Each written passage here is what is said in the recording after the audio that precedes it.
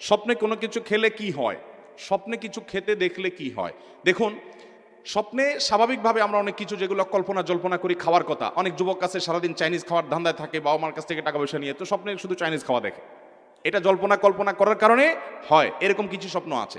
আবার কিছু স্বপ্ন আছে বেশ ইঙ্গিতপূর্ণ, ব্যাখ্যা সাপেক্ষ, যে প্রশ্ন থেকে ইন্ডিকেট পাওয়া যায়, সেটা স্বপ্ন দেখলে যদি আপনার কাছে মনে হয় বেশ তাৎপর্যপূর্ণ, কোনো ভীতিকর কিছু নয়, তাহলে সেটা ব্যাখ্যা সাপেক্ষ হতে পারে। স্বপ্নের ব্যাখ্যা যারা বুঝেন তারা বলতে পারেন যে কোন স্বপ্নের কি ব্যাখ্যা হতে পারে।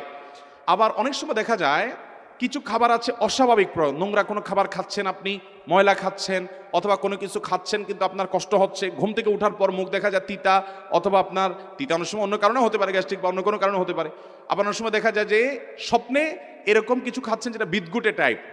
এগুলো বেশিরভাগ ক্ষেত্রে ব্ল্যাক ম্যাজিক হয়ে থাকে, দুষ্ট জিন এবং যারা ব্ল্যাক ম্যাজিশিয়ান স্বপ্নে এ ধরনের বিদঘুটে অনেক কিছু খাওয়ায়, কাঁচা মাছ খাচ্ছেন, এটা খাচ্ছেন, সেটা খাচ্ছেন, এবং অনেক সময় ঘুম থেকে ওঠার পরে আপনার এরকম অস্বাভাবিক অনেক কিছু দেখা যায়। এগুলো ব্ল্যাক ম্যাজিকের ইত্যাদির প্রভাবে হয়ে থাকে, এগুলোর কারণে মানুষ ক্ষতিগ্রস্ত হয়।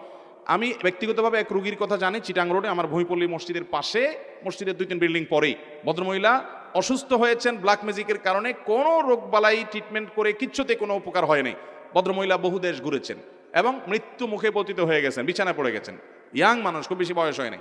তো এই ভদ্র মহিলাকে ব্ল্যাক ম্যাজিক করা হয়েছে। কোরআন হাদিসের আলোকে যখন রুকিয়া করা হলো, ঝাড়ফুঁক করা হলো, দেখা গেল তার বমি হলো, বমির সাথে একটা গোশতের টুকরা বের হলো যেটা চুল দিয়ে পেঁচানো। এখন চুল দিয়ে কেন পেঁচানো হলো আমি তো জানি না, একজন ডাক্তারের সাথে শেয়ার করলাম, উনি বললেন ভাই চুল দিয়ে এই জন্য পেঁচাইছে যে চুল এটা কখনো হজম হয় না, এটাকে এমনভাবে চুল দিয়ে মোড়ানো হয়েছে যে এই গোশতের টুকরাটা কোনোদিন হজম হবে না, এটা যতদিন তার পেটে থাকতে থাকবে মৃত্যু পর্যন্ত সে কষ্ট পেতে পেতে দুনিয়া থেকে যাবে, ব্ল্যাক ম্যাজিকের কারণে, কালো জাদুর কারণে। তো এইরকম কালো জাদু তার পেটে কিভাবে গেলে, কেউ তাকে খাওয়াইছে, এত বড় জিনিস তো কেউ তো খাওয়ানোর কথা না। স্বপ্নে অনেক সময় শয়তান এটা করে। এই স্পিরিচুয়াল বা আপনার আধ্যাত্মিক বিষয়গুলো অনেক সময় আমরা অনেকে বিশ্বাস করতে চাই না, অথচ এগুলো কোরআন হাদিসের আলোকে অপ্রমাণিত বিষয় নয়। অতএব স্বপ্নে আপনি কি খেলেন বা না খেলেন এটি ব্যাখ্যা সাপেক্ষ বিষয়। হতে পারে জল্পনা কল্পনার কারণে, সেটা সাধারণ। হতে পারে কোনো ইন্ডিকেটমূলক, যে এটা খেলে এটা হওয়ার আলামত, ওইটা হওয়ার আলামত। এগুলোর স্বপ্ন সম্পর্কে বিশেষজ্ঞ মানুষরা ব্যাখ্যা করতে পারবেন, আমি নিজের সম্পর্কে খুব বেশি জানি না, এটা স্পেশাল একটা সাবজেক্ট। আর ইসলামের স্বপ্ন, এটা ইমানদারদের স্বপ্ন বেশিরভাগ ক্ষেত্রে ইঙ্গিতমূলক হয়ে থাকে, ইন্ডিকেটমূলক হয়ে থাকে, ভালো বা মন্দ তার কোনো কিছুর আলামত হয়ে থাকে।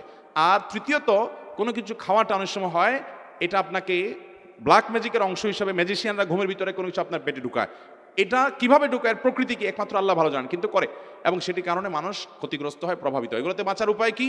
ওই যে শোয়ার সময় উজু করে ঘুমাবেন এবং 3 কুল পড়ে পুরো শরীর বন্ধ করে ঘুমাবেন, সুন্নাহসম্মত আমলগুলো সকাল সন্ধ্যা করবেন এবং কোরআন তেলাওয়াত বাসা চালু রাখবেন। বিশেষ করে দেখবেন এই সমস্ত ব্ল্যাক ম্যাজিক থেকে আল্লাহ তাআলা আমাদেরকে বাঁচাবে। আল্লাহ তাআলা